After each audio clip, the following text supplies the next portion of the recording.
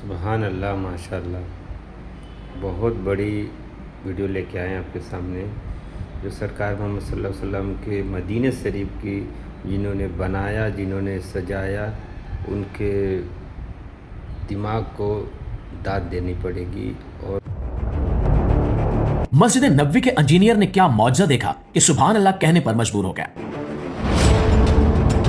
پیارے ساتھیوں، وہ انجینئر جسے مسجد نبوی کی تعمیر کے دوران اللہ کی قدرت کا ایک ایسا منظر دیکھنے کو ملا جس نے اس کا دل بھی ہلا دیا اور سننے والوں کے ایمان کو بھی تازہ کر دیا۔ یہ واقعہ ایک ایسے شخص کا ہے جس کا نام ڈاکٹر محمد کمال اسماعیل تھا۔ وہ مصر کے رہنے والے تھے اور اپنی ذہانت، سادگی اور دینداری کی وجہ سے مشہور تھے۔ بچپن سے ہی ان کی ذہانت سب کو نظر آنے لگی تھی۔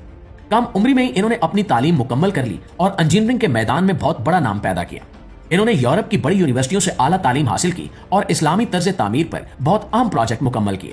ان کی قابلیت اور ایمانداری دیکھ کر سعودی حکومت نے انہیں حرمین شریفین یعنی مسجد الحرام اور مسجد نبوی کی توسیع اور تعمیر کی نگرانی کی ذمہ داری سونپی۔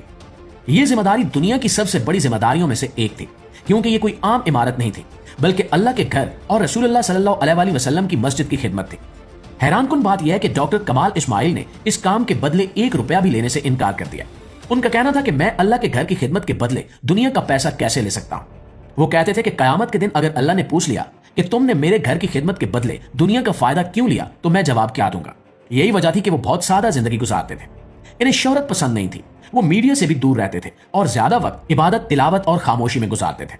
جب مسجد نبوی کی توسیع کا منصوبہ شروع ہوا تو سعودی بادشاہ نے ڈاکٹر کمال اسماعیل سے کہا کہ مسجد کے صحن میں وہی خاص سنگ مرمر استعمال کیا جائے جو پہلے بھی استعمال ہوا تھا۔ دوستو، یہ سنگ مرمر عام پتھر نہیں تھا بلکہ ایک خاص قسم کا ماربل تھا جو گرمی میں بھی ٹھنڈا رہتا ہے۔ لاکھوں لوگ اس پر چلتے ہیں مگر پھر بھی اس میں ٹھنڈک برقرار رہتی ہے۔ یہ قیمتی ماربل لبنان کے پہاڑوں سے نکلتا تھا اور بہت کم مقدار میں ملتا تھا۔ ڈاکٹر کمال اسماعیل کو یاد آیا کہ تقریباً 15 سال پہلے انہوں نے ایک کمپنی سے یہی ماربل خریدا تھا، لیکن انہیں یہ فکر تھی کہ شاید اب وہ ماربل ختم ہو چکا ہو یا وہ کمپنی ہی موجود نہ ہو۔ وہ امید کے ساتھ اس کمپنی کے دفتر پہنچے اور جب وہاں معلومات حاصل کی گئی تو معلوم ہوا کہ وہ ماربل تو کئی سال پہلے فروخت ہو چکا ہے۔ یہ سن کر ڈاکٹر صاحب کو بہت افسوس ہوا، لیکن جاتے جاتے انہوں نے کمپنی کے دفتر میں موجود عملے سے کہا کہ اگر ممکن ہو تو یہ معلوم کریں کہ وہ ماربل کس نے خریدا تھا۔ اگلے ہی دن انہیں فون آیا کہ جس کمپنی نے وہ ماربل خریدا تھا وہ سعودی عرب میں ہی موجود ہے۔ ڈاکٹر کمال اسماعیل فوراً اس کمپنی کے مالک سے ملنے پہنچے۔ جب انہوں نے پوچھا کہ وہ ماربل کہاں استعمال ہوا تو حیرت انگیز جواب ملا۔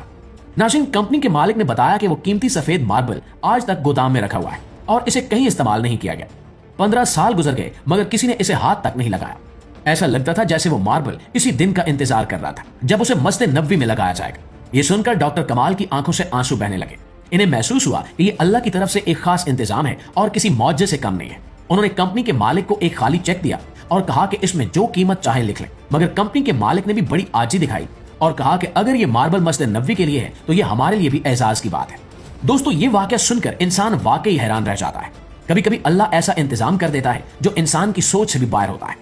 جب نیت صاف ہو اور مقصد اللہ کی رضا ہو تو اللہ خود راستے بنا دیتا ہے۔ یہی وجہ ہے کہ مسجد نبوی کی تعمیر صرف پتھروں اور اینٹوں کا کام نہیں ہے بلکہ ایمان، اخلاص اور محبت کی کہانی ہے۔ یہ وہی مسجد ہے جس کی بنیاد خود رسول اللہ صلی اللہ علیہ وآلہ وسلم نے اپنے مبارک ہاتھوں سے رکھی تھی۔ جب آپ صلی اللہ علیہ وآلہ وسلم مدینہ تشریف لائے تو آپ کی اونٹنی ایک جگہ جا کر رک گئی اور اسی جگہ کو مسجد کے لیے منتخب کیا گیا۔ صحابہ کرام نے مل کر اس مسجد کو تعمیر کیا۔ بعد میں خلفائے راشدین نے بھی اسی انداز میں اس کی توسیع کی تاکہ مسجد کی اصل روح برقرار رہ سکے۔